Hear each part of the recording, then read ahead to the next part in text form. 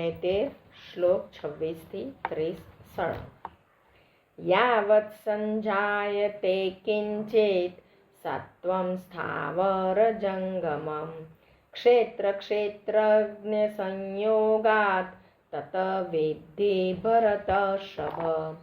સમમ સર્વેષુ ભૂતેષુ તિષ્ઠतं પરમેશ્વરમ વિનશ્યસ્ત્વ વિનશ્યન્तं યહ પશ્યતિ સ પશ્યતિ.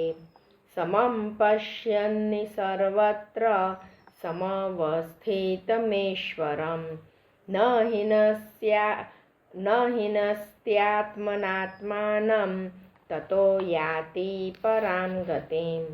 પ્રકૃતૈવ ચ કર્માણિ ક્રિયમાણાનિ સર્વશ યહ પશ્યતિ તથાત્માનમ અકર્તારં સ પશ્યતિ. યદા ભૂત પૃથગ્વાભમ એકસ્થમનુપશ્યતિ તત એવ ચ વિસ્તારમ બ્રહ્મ સંપદ્યતે તદા. હવે આપણે સળંગ એના અર્થ જોઈએ. યાવત સંજાયતે કિંચિત સત્વમ સ્થાવર જંગમમ ક્ષેત્ર ક્ષેત્રજ્ઞ સંયોગાત તત વિદ્ધિ ભરતર્ષભ. એટલે કે હે ભરત શ્રેષ્ઠ, યાવન માત્ર જેટલા પણ સ્થાવર જંગમ પ્રાણીઓ જન્મે છે એ બધાને તું ક્ષેત્ર અને ક્ષેત્રજ્ઞના સંયોગથી જ ઉદ્ભવેલા જાણ. એટલે અહીંયા આગળ કૃષ્ણ કહે છે કે જે કોઈ યાવન માત્ર એટલે કે એ જે કોઈ પ્રાણીઓ જન્મે છે તો એ બધા ક્ષેત્ર ક્ષેત્રજ્ઞના સંયોગથી, એટલે આપણે જોઈ ગયા કે ક્ષેત્ર એટલે આ બોડીને કહે છે અને ક્ષેત્રજ્ઞ એટલે એ જે ચેતના, જે આત્મા એની અંદર આવે છે એ. એટલે કે આ બધા પણ તું આ ક્ષેત્ર ક્ષેત્રજ્ઞના હિસાબથી જ તું એને જો. અને પછી કહે છે સમમ સર્વેષુ ભૂતેષુ તિષ્ઠतं પરમેશ્વરમ વિનશ્યત્સુ અવિનશ્યન્तं યહ પશ્યતિ સહ પશ્યતિ. એટલે કે આ રીતે જાણીને જે માણસ નષ્ટ થઈ ગયેલા સઘળા ચરાચર ભૂતોમાં પરમેશ્વરને નષ્ટ ન થતા તેમજ સમભાવે રહેલા જુએ છે એ જ ખરું જુએ છે. હવે અહીંયા આગળ જુઓ, આ કૃષ્ણ કહે છે કે એ જ ખરું જુએ છે. એ કયું ખરું જુએ છે? કે જે માણસ નષ્ટ થઈ રહેલા સઘળા ચરાચર ભૂતોમાં પરમેશ્વરને નષ્ટ ન થતા એવું જાણે. એટલે કે આ સપોઝ એક બિલાડી કે એક કૂતરો આપણા ઘર આગળ મરી ગયો, કોઈ પ્રાણી મરી ગયું, તો એનું શરીર ગયું છે, એની અંદરનો પરમેશ્વર બહાર નીકળી ગયો છે. એટલે કે પરમેશ્વર નષ્ટ નથી થયો. અને આ જ વસ્તુ એ આગળ બીજા અધ્યાયમાં પણ કહે છે કે આત્મા કદી નષ્ટ થતો નથી, કશાથી સુકાતો નથી, કશાથી બળતો નથી, કશા કોઈ વરસાદથી કે પાણીથી ભીંજાતો નથી. એટલે એ આત્મા એ એવી વસ્તુ છે. અને અહીંયા આગળ બી એ કહે છે કે આ રીતે જાણીને જે માણસ નષ્ટ થઈ રહેલા સઘળા ચરાચર ભૂતોમાં, એટલે કે આ ચરાચર બધું નષ્ટ થવાનું છે પણ પરમેશ્વરને નષ્ટ ન થતા તેમજ સમભાવે રહેલા જુએ છે એ જ ખરું જુએ છે. કે એમાં પરમેશ્વર નથી મરી ગયો પણ એ પરમેશ્વર બધામાં છે જ.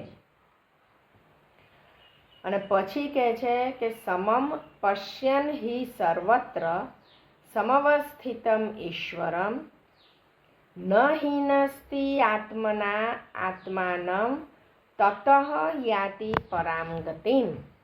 કેમ કે સર્વમાં સમભાવે રહેલા પરમેશ્વરને સમસ્વરૂપે જોતો માણસ પોતાના વડે પોતાને નષ્ટ નથી કરતો, માટે એ પરમ ગતિને પામે છે. એટલે કે પોતાના વડે પોતાને નષ્ટ નથી કરતો, એનો મતલબ કે શરીરનો નાશ થવાને લીધે પોતાના આત્માનો નાશ થાય છે એમ નથી માનતો. બરાબર. એટલે અહીંયા આગળ ભગવાન કહે છે કે શરીરનો નાશ થશે, સઘળા ચરાચર ભૂતોનો નાશ થશે, પણ એમાં આત્માનો નાશ થતો નથી, એવું સમજાવે છે.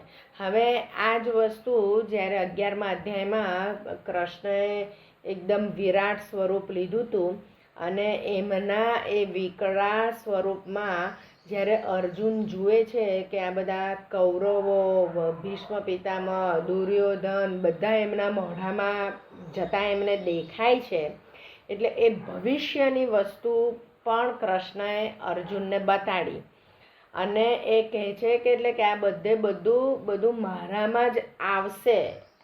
એટલે બધાનો આત્મા મારાની અંદરમાં લીન થશે, પણ એટલે મારા મેન પરમાત્મામાં લીન થશે, પણ જેણે જેવા કર્મ કર્યા હશે એ પ્રમાણેનું એને પાછું અહીંયા પૃથ્વી પર આવવું પડશે કર્મના સિદ્ધાંત પ્રમાણે. અને કે જે પરમેનન્ટ એમનામાં લીન થઈ જાય એને ફરીથી આવવું ના પડે. પછી આગળ કહે છે પ્રકૃત્યા એવ ચ કર્માણી ક્રિયમાણાની સર્વશઃ યહ પશ્યતિ તથા આત્માનમ અકર્તારમ સહ પશ્યતિ. એટલે કહે છે કે આને જે માણસ બધાય કર્મોને સર્વ રીતે પ્રકૃતિ વડે જ થનારા જુએ છે તથા આત્માને અકર્તા જુએ છે, એ જ ખરું જુએ છે. એટલે કે આ જે કોઈ માણસ જે કંઈ વસ્તુ કરે છે એનો આત્મા નથી કરતો, પણ એની પ્રકૃતિ, એટલે કે પુરુષ નથી કરતો, પણ એની એ પ્રકૃતિ કરે છે. એટલે કે પ્રકૃતિમાંથી ઉદ્ભવેલા સઘળા ગુણો જ ગુણોમાં વર્તે છે. એટલે પ્રકૃતિથી આ ગુણો ઉદ્ભવેલા છે અને એ ગુણો કોણ? 3 ગુણ, સત્વ, રજસ, તમસ. અને એ સત્વ, રજસ, તમસના વધતા ઓછા પ્રમાણથી આ બધી આખી પ્રકૃતિ બનેલી છે અને એ જ એમાં વર્તે છે, બાકી આત્માને કશું સ્પર્શતું નથી. પછી કહે છે યદા ભૂત પૃથક ભાવમ એકસ્થમ અનુપશ્યતિ તતઃ એવ ચ વિસ્તારમ બ્રહ્મ સંપદ્યતે તદા. અને જે ક્ષણે આ માણસ પ્રાણીઓના જાત જાતના સ્વરૂપોને એક પરમાત્મામાં જ રહેલા તથા એ પરમાત્માથી જ સઘળા પ્રાણીઓનો વિસ્તાર જુએ છે, એ જ ક્ષણે એ સચ્ચિદાનંદ ઘન બ્રહ્મને પામી જાય છે. એટલે જેની નજર એવી થઈ જાય છે. પહેલાં અત્યાર સુધીના અધ્યાયમાં શું કીધું એમણે? કે તમે દરેક માણસની અંદર મને જુઓ, કે હું જ આત્મા દરેક માણસમાં રહેલો છું. હવે અહીંથી એમણે વિસ્તાર કર્યો કે દરેક પ્રાણીઓમાં પણ મારા જ સ્વરૂપને જુઓ, અને એ તમે જોતા થઈ જશો પ્રાણીઓમાં પણ, તો ત્યારે એ જ ક્ષણે તમે સચ્ચિદાનંદ ઘન બ્રહ્મને પામી જશો. એટલે ત્યારે આપણું એ એનલાઇટનમેન્ટ, એ જે કહીએ ને કે આમ આપણને એ થયું ચમત્કાર, એટલે કે આપણને જ્ઞાન થયું એવું જે કહીએ ને, એટલે એક ક્ષણે આપણે બ્રહ્મની સાથે કનેક્ટ થઈ જઈએ છીએ. અને એ ક્ષણે જે આપણને આ જ્ઞાન મળ્યું ત્યારથી પછી આપણી નજર બદલાઈ જશે. આપણે દરેક પ્રાણીમાં પણ પરમાત્મા જોઈશું અને દરેક મનુષ્યમાં પણ એ જ પરમાત્મા જોઈશું.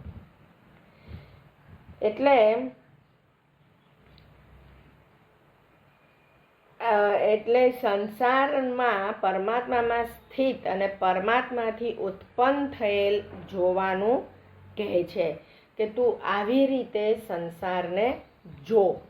અને આવી રીતે સંસારને જોશે તો એના આ સાંસારિક દુઃખ એને જરાય પજવશે નહીં. એ એવું જ માનશે કે આ તો દુઃખ, એને પોતાને પણ થતું દુઃખ એ કહેશે કે આ તો મારા શરીરને થાય છે, મારા આત્માને થતું નથી.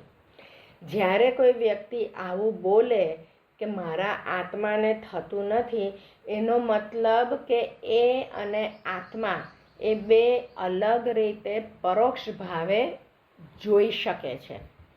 અને એ જ્યારે ઉચ્ચ કોટીનો એવો અનુભવ થાય કે આ તો બધું મારા શરીરને થાય છે, મારા આત્માને કશું નથી થતું, એનો મતલબ કે એ બહુ એનું મન એકદમ સ્ટ્રોંગ છે. એ આ શરીરના દુઃખોથી વિચલિત થઈ નથી શકતું. એ આત્માનું મન ઉપર કાબુ છે. નહીં તો મન છે ને એ શરીર સાથે બહુ સંલગ્ન છે. એટલે જો એ મન અને શરીરનો સંબંધ એકદમ તમે જુદો ના પાડી શકો તો તમારો આત્મા મન ઉપર કાબુ નહીં કરી શકે. અને મન જેવું ધારશે, જેવું વિચારશે એવું અનુભવશે શરીર.